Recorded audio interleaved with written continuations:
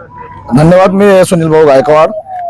आज या जळगाव जिल्ह्यामध्ये जेएस ग्राउंडवर आम्ही 9 ऑगस्ट जागतिक आदिवासी दिवसाच्या निमित्ताने आम्ही नाचना गुदण्याचा कार्यक्रम न करता आम्ही अधिवेशन घेतलेलं होतं। याचा अर्थ असा आहे की 1992 मध्ये संयुक्त राष्ट्र संघटनेमार्फत आयएलओ कन्व्हेन्शन 169 जे ठराव पारित करण्यात आला होता त्याच्यावर 192 देशांनी स्वाक्षऱ्या केल्या, परंतु भारत देशाने अद्याप स्वाक्षऱ्या केलेली नाहीये।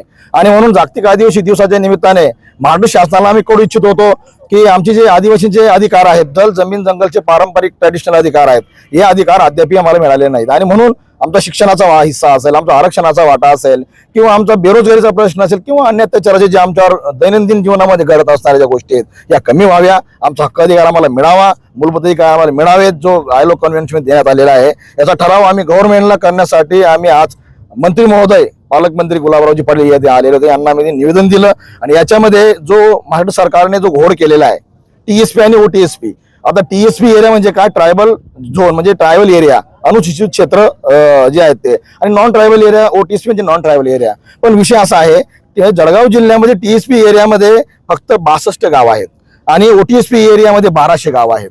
आणि शासनाचा निधी टीएसपी एरियामध्ये 85% खर्च होतो आणि ओटीएसपी एरियामध्ये 15% खर्च होतो।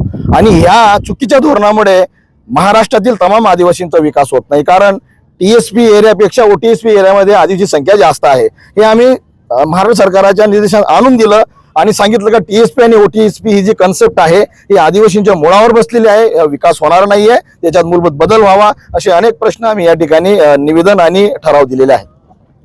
भाऊ, आज आपण 9 ऑगस्ट आदिवासी दिनानिमित्त भीम प्रदेश क्रांती सेनेच्या अधिवेशनाला हजेरी लावली होती। आपल्याला या बांधवांनी निवेदनही सादर केलं, का सांगा? या ठिकाणी भील आदिवासी क्रांती सेनेचे आदरणीय सुनील भाऊ गायकवाड आणि त्यांचे सगळे सहकारी यांच्या मार्फत दरवेळेस या ठिकाणी बैठका घेतल्या जातात, समाजाचे प्रश्न सोडवले जातात। त्याप्रमाणे आज आदिवासी दिवस साजरा करत असताना आदरणीय सुनील भाऊ असतील किंवा आमचे पंढरी भाऊ आणि त्यांची सगळ्या मंडळींनी त्यावेळेस मला विनंती केली होती की आपण आमची बैठक लावावी, आणि आम्ही जिल्हाधिकाऱ्यांबरोबर बैठक पण लावली।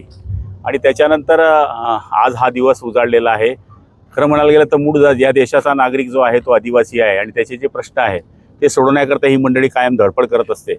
मी आज त्यांना आदिवासी दिनाच्या शुभेच्छा द्यायला आलो होतो आणि त्याच्यामध्ये त्यांनी काही निवेदनं दिलेली आहेत। पण आज एक चांगला दिवस असल्यामुळे ते निवेदनावर आम्ही काही दिवसानंतर पुन्हा चर्चा करू, बैठक घेऊ, आणि माझ्याकडनं माझ्या परीने जे सोडण्यासारखे विषय आहे जिल्हास्तरीय ते सोडण्याचा प्रयत्न करून शासन स्तरावर असेल तर मी शासनापर्यंत त्यांना देण्याचं काम करणार आहे। भाऊ, मध्यंतरी आपण जिल्हाधिकारी महोदय असतील त्यांच्यासोबतही याच आदिवासी हीच मंडळी होती की टीएसपी व टीएसपीच्या बाबतीमध्ये त्यांनी जो विषय मांडले किंवा घरकुलांच्या बाबतीमध्ये मांडले, त्याच्यानंतर या ठिकाणी दफनभूमीच्या बाबतीमध्ये यांनी आवाज उठवला।